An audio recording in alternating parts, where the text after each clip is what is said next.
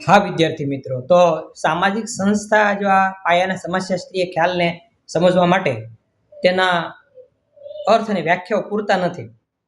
આપણે તેની વિગતે સમજૂતી મેળવવી હોય તો એના લક્ષણોને ધ્યાને લેવા પડે.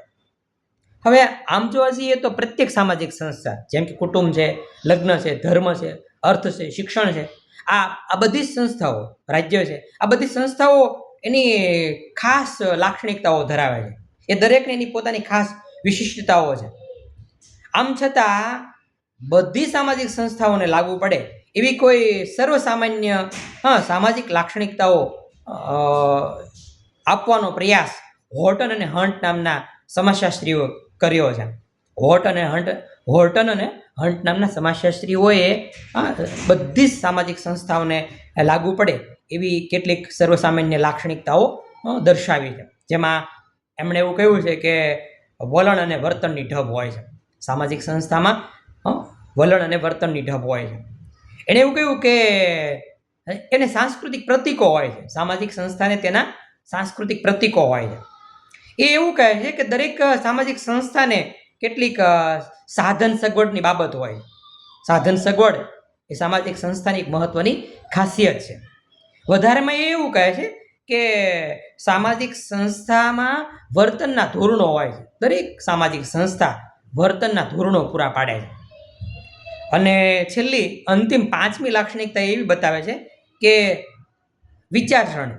દરેક સામાજિક સંસ્થા અને અમુક કેટલાક વિચારો, માન્યતાઓ, બરાબર, અને એક ધોરણોનો સંકુલ, જેને એને આઈડિયોલોજી કહે છે, કે દરેક સામાજિક સંસ્થા અમુક આઈડિયોલોજીની બનેલી હોય છે.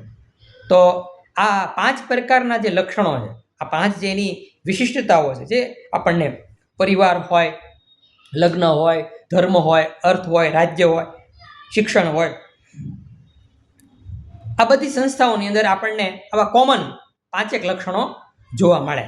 આપણે આ 5 લક્ષણોની ટૂંકી ચર્ચા કરીએ, થોડું વિગતે એને સમજવાનો પ્રયાસ કરીએ. દાખલા તરીકે સામાજિક સંસ્થાની પહેલી લાક્ષણિકતા વલણ અને વર્તનની ઢબ. વિદ્યાર્થી મિત્રો, હોર્ટન અને હન્ટ નામના સમાજશાસ્ત્રીઓ સામાજિક સંસ્થાની આ પ્રથમ લાક્ષણિકતા સમજાવતા એવું કહે છે કે સંસ્થા વ્યક્તિઓના વલણો અને વર્તનની ઢબ વ્યક્ત કરે છે. જો તમે જે કુટુંબમાં હોવ ને, એ કુટુંબની જે કૌટુંબિક કાર્યપ્રણાલિકા, કુટુંબ એક સંસ્થા તરીકે તમારા અમુક પ્રકારના વલણને, તમારા અમુક પ્રકારના વર્તનની ઢબને એ ઘડે છે.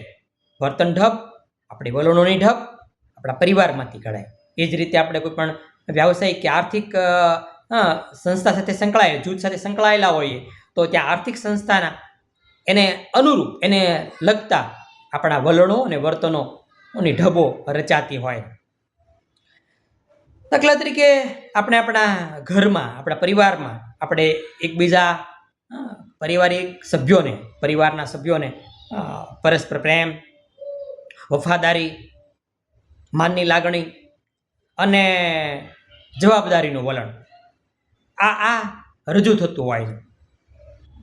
આપણા મા બાપ સાથે, આપણા ભાઈ બહેન સાથે, આપણા દાદા દાદી કે અન્ય પારિવારિક સભ્યો હોય, એ પારિવારિક સભ્યોની સાથે આપણું જે પારિવારિક જીવન છે, એ પારિવારિક જીવન આ રીતે પ્રેમના સ્વરૂપે, વફાદારીની રીતે, માનની લાગણીના સંદર્ભે, બરાબર, અથવા તો જવાબદારીનું ભાન આપણને. દાખલા તરીકે આપણા દાદા દાદી હોય તો આપણે પૌત્ર કે પૌત્રી તરીકે આપણે એની સાથે અમુક પ્રકારની આપણી જે પોતાની જવાબદારી છે એ વહન કરીએ છીએ. એ તરફનો આપણો જે એટીટ્યૂડ ઘડાય, આપણી વર્તન ઢબ ઘડાય, એની પાછળ પેલો પારિવારિક સંસ્થા જવાબદાર હોય છે. એટલે દરેક સંસ્થા, પછી એ કુટુંબ હોય, લગ્ન હોય, ધર્મ હોય, અર્થ હોય, રાજ્ય હોય કે શિક્ષણ હોય, એની અંદર એના સભ્યોને વલણ અને વર્તનની ઢબ નિશ્ચિત થયેલી હોય છે. એટલે બધી સંસ્થાઓને લાગુ પડતું પહેલું લક્ષણ એટલે વલણ અને વર્તનની ઢબ. એ જ રીતે સાંસ્કૃતિક પ્રતીકો. હોર્ટન અને હન્ટ નામના સમાજશાસ્ત્રીઓ એમ કહે છે કે સામાજિક સંસ્થાઓને એના સાંસ્કૃતિક પ્રતીકો હોય છે. જોઈએ આપણે આ લક્ષણની સમજૂતી મેળવીએ કે દરેક સંસ્થાને અમુક વિશિષ્ટ સાંસ્કૃતિક પ્રતીકો હોય છે, જે સંસ્થાનો ટૂંકો પરિચય આપે, ટૂંકી ઓળખ બની રહે. ઉદાહરણ તરીકે આપણે રાષ્ટ્રગીત, આપણો રાષ્ટ્રધ્વજ એ આપણી રાજકીય સંસ્થાના પ્રતીકો છે, સાંસ્કૃતિક પ્રતીક છે આપણા દેશનું. તો વળી લગ્ન સમયે વીંટી જે છે, વર વધુ એકબીજાને જે રિંગ પહેરાવે છે, હવે તો રિંગ સેરેમની થાય છે. આ જે વીંટી છે એ વીંટી લગ્ન સંસ્થાનું પ્રતીક છે. અમુક પ્રકારના સ્ત્રોત કે સ્તવન ધર્મ સંસ્થાનું પ્રતીક છે. દાખલા તરીકે આપણે ઓમનું ઉચ્ચારણ કરીએ છીએ, અથવા તો શ્રી, અથવા તો સ્વસ્તિ. તો તમે જુઓ આવા સિમ્બોલ છે, એ સિમ્બોલ સાંસ્કૃતિક પ્રતીકો છે, કલ્ચરલ સિમ્બોલ છે, અને એ પ્રત્યેક સામાજિક સંસ્થા સાથે જોડાયેલા હોય છે. એવી જ રીતે દરેક સંસ્થાને તેની સામાજિક ઓળખ શક્ય બનાવતા અને તેનું હાર્દ રજૂ કરતા આવા કેટલાક સાંસ્કૃતિક પ્રતીકો મળેલા હોય છે. એ જ રીતે સંસ્થાની ત્રીજી લાક્ષણિકતા સમજાવતા હોર્ટન અને હન્ટ નામના સમાજશાસ્ત્રી એવું કહે છે કે સાધન સગવડની સુવિધા દરેક સંસ્થાને હોય છે, દરેક સંસ્થાએ ઊભી કરેલી હોય છે. સંસ્થા તેના કાર્યો કરવા માટે ખાસ સાધન સગવડો ધરાવે છે, જેને આપણે સંસ્થાના ઉપયોગના પાયા ઉપર રચાયેલા સાંસ્કૃતિક લક્ષણ તરીકે ઓળખાવી શકીએ. ઉદાહરણથી આપણે સમજવું હોય તો કુટુંબ માટે ઘર, ધર્મ માટેનું મંદિર, મસ્જિદ, દેવળ, મઠ, શિક્ષણ માટેનું મકાન, આપણે શાળા કોલેજના મકાનને બતાવી શકીએ, અથવા તો એનું પુસ્તકાલય, લાઇબ્રેરી. આ બધા સંસ્થાના સાધન સગવડ છે. આવી જ રીતે બીજી સંસ્થાઓ પણ પોતાના કાર્યોને આસાનીથી સંપન્ન કરવા માટે અને ઉપયોગિતાના પાયા ઉપર આવા અનેક અન્ય સાધન સગવડો ધરાવતા હોય છે. એટલે સામાજિક સંસ્થાની એક મહત્વની ખાસિયત એ પણ છે કે એને સાધન સગવડ હોય છે. ચોથી લાક્ષણિકતા છે વર્તનના ધોરણો. દરેક સામાજિક સંસ્થાની અંદર એના જે કંઈ નિયમો છે, એની કાર્યપ્રણાલિકાઓ છે, એ કાર્યપ્રણાલિકાઓ એ જે સમૂહ જીવન જીવનારા લોકો છે એ લોકોના વર્તનને નિયંત્રિત કરવા માટેના ધોરણો બની રહે છે. આગળ આપણે જે સંસ્થાઓની વ્યાખ્યાઓ જોઈ એમાં આપણે એવું જોયું કે સંસ્થા લોકરીતિ, લોકનીતિ અને કાયદાનો સંકુલ છે. કોઈકે તો વળે એવું કીધું કે ધોરણાત્મક ઢબ છે, ધોરણાત્મક ઢબ, ધોરણોની ઢબ. વિશિષ્ટ પ્રકારના સામાજિક સંબંધોને લાગુ પડતી આપણા વર્તન અને આપણી ભૂમિકાને ગાઈડન્સ પૂરું પાડતી, માર્ગદર્શન પૂરું પાડતી ધોરણોની ઢબ છે. ઉદાહરણથી આપણે સમજવું હોય તો આપણે આપણા કુટુંબ જીવનની અંદર, કુટુંબ સંસ્થામાં દરેક વ્યક્તિ, પછી પતિ પત્ની અને એના મા બાપને એના સંતાનો, એમની વચ્ચે જે પારસ્પરના સંબંધો છે, પારસ્પરિક સંબંધો છે, એ પારસ્પરિક સંબંધો અને ભૂમિકા નક્કી કરતા ધોરણો જોવા મળે. મા બાપની શું ભૂમિકા, દીકરા દીકરીની શું ભૂમિકા, પતિની શું ભૂમિકા, પત્નીની શું ભૂમિકા, એ નક્કી કરતા ધોરણો હોય છે. તેમજ વંશ વારસાને લગતા અને ઉત્તરાધિકારી નક્કી કરતા નિયમો જોવા મળે છે. હિન્દુ પિતૃસત્તા કુટુંબની અંદર તમે જોયું હશે કે વારસાનો અધિકાર, ઉત્તરાધિકાર જે છે એ મોટા ભાગે મોટા પુત્રને પ્રાપ્ત થતો હોય છે.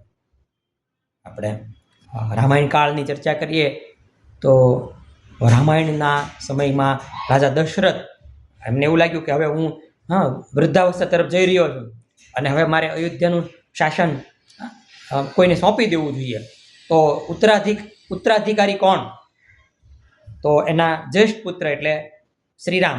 એમણે શ્રીરામ માટે આ આખી બાબતને આગળ ધરી, પણ એ કથા જુદા પ્રકારની છે. ભરતની માગણી થતી હોય છે, રામને વનવાસ મળતો હોય છે. પરંતુ અંતે રામ એનો સમયગાળો પૂરો કરી અને અયોધ્યા પાછા ફરે ત્યારે ફરી પાછું એમને અયોધ્યાનું શાસન સોંપાતું હોય છે. તો આમ પ્રત્યેક પિતૃવંશી હિન્દુ સંયુક્ત કુટુંબની અંદર વારસાનો ખાસ કરીને ઉત્તરાધિકાર જે છે એ ઉત્તરાધિકાર નક્કી થતો હોય છે, મોટા પુત્રને મળેલો હોય છે. ધર્મની અંદર ધર્મના સિદ્ધાંતો તેના અનુયાયીઓ માટેના વર્તનના ધોરણો બની રહેતા હોય છે. દાખલે તમે સ્વામિનારાયણ સંપ્રદાય અંગીકાર કરો તો સ્વામિનારાયણ સંપ્રદાયની અંદર તમારે અમુક પ્રકારની જે કંઈ મનાઈની બાબત છે, ખાણીપીણીને લગતી હોય કે અમુક પ્રકારના વર્તનને લગતી હોય, જેમ કે આપણે ભોજનમાં એવું તામસ વૃત્તિવાળું ડુંગળી છે, લસણ છે, એવો આહારમાં એવું ન લઈ શકીએ. આ એના નિષેધો છે. શિક્ષાપત્રની અંદર એવું લખાયેલું છે અને એને અનુરૂપ આ સ્વામિનારાયણ સંપ્રદાય પાળનારા જે અનુયાયીઓ હોય છે એ એને અનુસરતા હોય છે. એ જ રીતે આપણે બીજા સંપ્રદાય માટે કે બીજા કોઈ ધર્મ માટે પણ આવું કહી શકીએ. ખ્રિસ્તીઓ બાઇબલને મહત્વના ગ્રંથ તરીકે એને શિરોમાન્ય ગણતા હોય છે. હિન્દુઓ ભગવદ્ ગીતાને શિરોમાન્ય ગણતા હોય છે.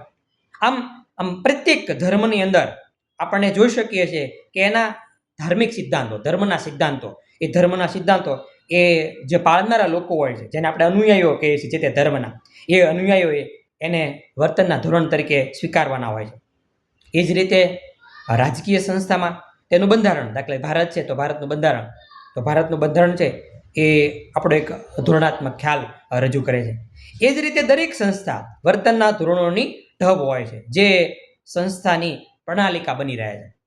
છેલ્લે અંતમાં આ હોર્ટન અને હન્ટ નામના સમાજશાસ્ત્રીઓ વિચારસરણીની બાબતને મૂકે છે. વિચારસરણી એ સામાજિક સંસ્થાનું લક્ષણ છે. વિચારસરણી એ વિચારો, માન્યતાઓ અને ધોરણોનો સંકુલ છે. ધોરણો વ્યક્તિને કઈ રીતે વર્તન વ્યવહાર કરવો અને કઈ રીતે વર્તન વ્યવહાર ન કરવો તે શીખવાડે છે, તે દર્શાવે છે. જ્યારે વિચારસરણી શા માટે આ કે તે રીતે વર્તવું તે દર્શાવે છે, તે શીખવાડે છે. આમ કે તેમ શા માટે વર્તવું એ આપણને દર્શાવવાનું કામ વિચારસરણીનું થતું હોય છે. વિચારસરણી સંસ્થાની મૂળભૂત માન્યતા અને વિચારોને રજૂ કરે છે. ઉદાહરણથી આપણે સમજવું હોય તો આપણે એમ કહી શકીએ કે દાખલા તરીકે કુટુંબવાદ કે વ્યક્તિવાદ એ કુટુંબની વિચારસરણી છે.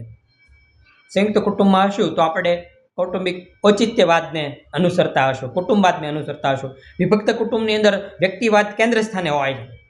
માતૃસત્તાકની કુટુંબ વ્યવસ્થામાં એ પ્રકારની વિચારસરણી હોય છે. પિતૃસત્તાક કુટુંબની સમાજ વ્યવસ્થા અથવા તો એ જે વ્યવસ્થા છે કૌટુંબિક વ્યવસ્થા, એની અંદર એ પ્રકારના વિચારો અને વિચારસરણી હોય છે. એ જ રીતે ધર્મની અંદર કર્મવાદ, એકેશ્વરવાદ અથવા તો અનેકેશ્વરવાદ આ ધર્મની વિચારસરણી છે. જે તે ધર્મની અંદર કાં તો કોઈ એક ભગવાન, એક ઈશ્વરને મનાતા હોય છે, તો કાં તો ઘણા બધા ભગવાન કે ઘણા બધા ઈશ્વરોને આપણે પૂજનીય ગણતા હોઈએ છીએ. અથવા તો ઘણી વખત કર્મવાદની વાત થતી હોય છે.